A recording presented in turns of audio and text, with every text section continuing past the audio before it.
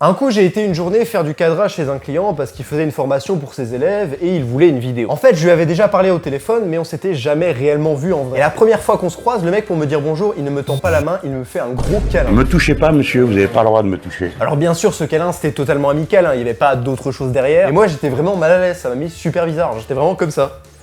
Ouais. Okay. Et honnêtement, après avoir parlé avec le personnage, je m'attendais pas à avoir autant de confiance et autant de sérénité avec cette personne. Pourtant, je le connaissais depuis quelques heures à peine. Et très franchement, ça m'a fait réaliser un truc que j'avais besoin d'évoquer dans cette vidéo, c'est le mal-être que j'ai avec les autres. Ce que je veux dire, c'est que dans la vie, forcément, tu as des potes qui t'ont trahi, tu as des meufs qui, voilà, t'ont fait des coups dans le dos, tu as beaucoup de gens qui se sont foutus de ta gueule, etc. Et donc, par cet aspect, forcément, tu es très méfiant envers les autres. Limite, moi, je vous le dis, il est très rare que je sorte en soirée avec des potes. J'ai jamais vraiment vécu ça. Bon, à part au lycée, mais c'était vraiment de la merde. Enfin, je prenais pas réellement de plaisir. Ça a peut-être sonné bizarre, mais ce déclic, je l'ai eu au moment où j'ai regardé le documentaire de Squeezie sur Amazon Prime. Ce côté de passer un peu à côté de sa vie, de ne pas faire des choses que tout le monde fait. Parce que en gros, dans le documentaire, il a expliqué que Squeezie, il avait clairement pas le temps de faire tout ce que faisaient les jeunes à son époque, c'est-à-dire faire des soirées, etc. Parce que lui, il était vraiment focus sur YouTube, genre vraiment rien ne pouvait l'arrêter, il était à 100% là-dedans. Je respecte très fort le type, hein. En plus, franchement, en tant que youtubeur, ça m'a hyper bien boosté, hein. Mais dans un sens, je me suis reconnu aussi, hein. Bon, à moindre échelle, bien sûr, je me place pas au même niveau que Squeezie, mais l'aspect de se dire que je passe à côté de quelque chose, ouais, je ressens à 100%. Par exemple, les études, frère, c'est l'amusement total, pourtant j'ai jamais mis les pieds là-bas. Alors, tu vois, le niveau social et soirée, enfin bref, moi je suis passé clairement à côté de ça. Parce que dans un sens, ça rentrait pas dans mes objectifs. Pareil, j'ai pas vraiment beaucoup d'amis parce que ça se construit autour des études pour moi. Enfin, quand t'es au lycée, collège, etc., c'est là que tu vas former tes premières amitiés. Quand tu passes aux études, etc., t'as des amitiés quand tu deviens plus vieux. Donc forcément, si tu grilles ces étapes, t'as beaucoup moins de chances d'avoir des vrais potes. Parce que pour moi, théoriquement, se faire des potes en dehors du travail ou des études, c'est un peu bizarre dit comme ça. Enfin, je sais pas, tu vas pas aller dans la rue et dire au mec, bon, viens, on devient pote, etc. Enfin, ça sonne assez bizarre. À l'heure actuelle, mes potes, je peux les compter sur ma main. On va dire que j'en ai 2 et puis plus ma copine, on va dire, voilà, 3 à la limite. Non, j'ai pas d'amis. Mais honnêtement, ça va pas vraiment plus loin. Après, ce que je voulais vraiment savoir avec vous, c'est est-ce que vous avez du mal à faire confiance aux autres? Parce que moi, c'est surtout ça mon gros problème. Bon, je vais parler cru, mais je déteste la vision des choses des gens qui m'entourent ou même de ma famille des fois. En gros, j'ai du mal à faire confiance parce que j'ai l'impression que les gens se mentent à eux-mêmes, mais mentent aux autres également. Ce qui m'a fait dire ça, c'était durant mon année de terminale. En fait, quand les gens étaient sur Parcoursup, ils devaient trouver leur voie, tout simplement. Donc, t'avais une sorte de pression à te dire, bon, faut que je réfléchisse sur l'avenir, etc.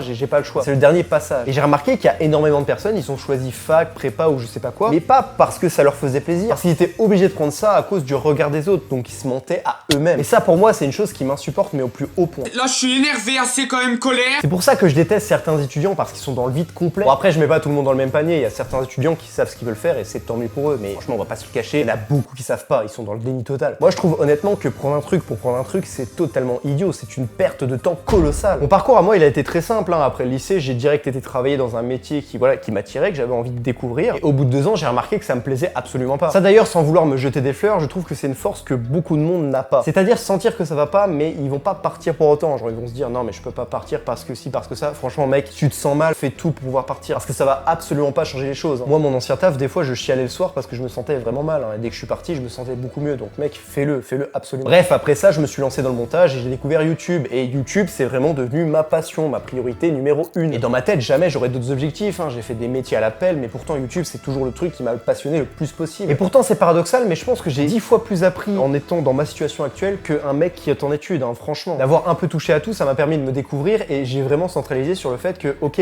YouTube c'est mon objectif, YouTube c'est le truc qui me fait rêver, donc je m'y mets à fond. Et c'est pour ça que j'ai du mal avec les gens, parce que honnêtement, tu vas dire à un mec, voilà, je me lance sur YouTube, le gars, qu'est-ce qu'il va te sortir? Bah, il va te sortir les pires clichés possibles. Oui, YouTube c'est éphémère, ça rapporte pas vraiment beaucoup en plus. Sur 2000 personnes, t'as à peu près 3 personnes qui arrivent à en vivre. Mais vous savez, c'est quoi ce genre de raisonnement? Pour moi, c'est un raisonnement de briseur de rêve. Remarquez que les gens qui vous sortent ça, c'est des gens qui avaient de l'ambition avant et qui maintenant sont, on va dire, détruits par le quotidien, détruits par leur vie qui ne leur plaise pas réellement. Franchement, je trouve ça très énervant. Je vous parle de ça parce qu'il y a quelques semaines, quand j'étais au resto, j'avais croisé un ancien pote à moi du collège et puis on a reparlé, voilà, de ce qu'on a vécu, etc. Bon, le mec, il est franchement clean, hein. Depuis le collège, il a voulu faire de la logistique, il est en logistique et en plus, il a créé son auto-entreprise pour faire de la photographie. Franchement, léger, tu vois. Il est posé clair. Mais le truc qui m'a fait rire, c'est qu'on a parlé des gens qui étaient au collège avec nous et ce qu'ils sont devenus maintenant. Et avec du recul, j'ai l'impression que c'est des personnes qui ont pris ça par défaut. Par exemple, on avait un pote en commun et son but c'était tout simplement de devenir monteur vidéo dans des grosses boîtes. Bon, vraiment le truc très ambitieux, tu vois, ça donne envie. Et à l'heure actuelle, qu'est-ce qu'il fait le mec? Bah, il est responsable numérique dans un lycée. En gros, il s'occupe de s'occuper des problèmes d'ordinateur ou de projecteurs vidéo. Donc voilà, hein, ça donne envie de suivre les conseils totalement classiques, hein. Bon, à première vue, ça m'a fait rire, mais je trouve ça absolument terrifiant. Et forcément, le problème que j'ai à ça, c'est pourquoi je ferais confiance à des personnes comme ça alors qu'ils ont même pas confiance en eux et en leur projet. Honnêtement, c'est un message qui est très dur à faire comprendre parce que la première personne qui va arriver va vous dire que vous êtes juste arrogant. Sauf que c'est pas du tout l'intention. intention, j'essaie vraiment de comprendre avec vous tout simplement. Après je dis pas que le mec doit connaître son sujet de A à Z, pas du tout. D'ailleurs ça les gars, faut arrêter, hein. C'est pas l'argent qui va vous faire devenir riche, hein. Parce que si vous suivez ce cheminement là, vous allez être sur du court terme. C'est-à-dire que si quelque chose rapporte pas de l'argent au moment T, ben vous allez tout de suite le mettre de côté et vous focaliser sur quelque chose qui rapporte le plus vite. Donc forcément vous allez devenir salarié. Alors que le but premier c'est vraiment se focaliser sur vous-même pour voir ce que vous aimez réellement. Et une fois que vous avez trouvé, justement c'est du long terme. Vous allez en chier pendant des mois voire des années. Ce qu'on appelle couramment la traversée du désert. Et après tout ça et seulement là, ben vous commencerez à avoir un revenu régulier. Même si vous gagnez pas des sommes colossales, je vous garantis que vous allez être aux anges les gars. Il y a une citation que j'adore de Confucius, c'est un philosophe chinois qui disait: choisissez un travail que vous aimez et vous n'aurez pas à travailler un seul jour de votre vie. Et c'est ça le but réel. Et franchement, je me demande si c'est pas à cause du décalage de mentalité que j'ai avec beaucoup de personnes qui fait que j'ai pas réellement beaucoup d'amis ou alors que j'arrive pas à donner confiance. En fait, cette vidéo, c'est un peu un questionnement, savoir ce que vous en pensez pour qu'on puisse en discuter parce que je détiens pas la vérité absolue et puis j'aimerais bien savoir le point de vue des gens et surtout savoir si d'autres personnes sont dans ce cas-là. Et voilà, en très gros, j'ai l'impression que j'arrive pas à faire confiance à des personnes parce que j'ai l'impression que je vais perdre mon temps tout simplement et puis au bout d'un moment, ils vont me la mettre à l'envers. On va dire entre guillemets que c'est une carapace que je me forme pour éviter de parler de réelles choses qui pourraient être conflictuelles avec d'autres personnes et surtout m'adapter dans certaines situations quand j'ai des discussions avec des gens qui sont classés comme briseurs de rêve. Bref, j'espère que cette vidéo sera très utile. Allez, commente, like et abonne-toi. Ciao!